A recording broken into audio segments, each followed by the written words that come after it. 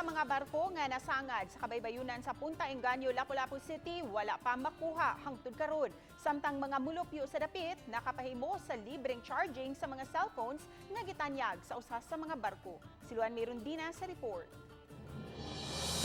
Kapina sa usa ka buwan nga nagpabilin sa kabaybayunan sa Punta Engaño kining upat ka mga dagkong barko nga didto nag-angkurahe sa tayud-liluan apan nabanla sa dapit atol sa pag-igo sa bagyong Odette.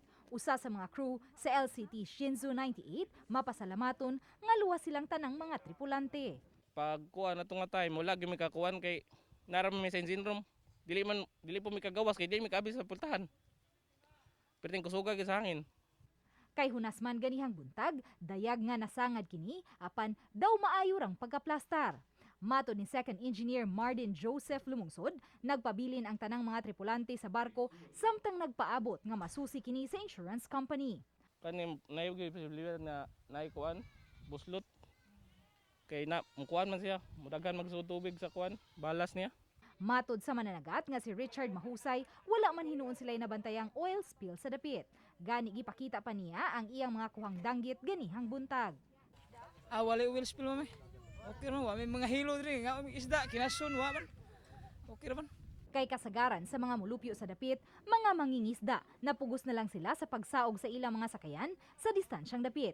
Inay mahasol, gihulagway niyang nakatabang ang mga barko kanila sa gikinahanglan nilang pag-charge sa ilang cellphone, ilabi na kay wa pa mabalik ang supply sa kuryente sa sitio lupa ang usa sa labing gikusukuso sa bagyong Odette.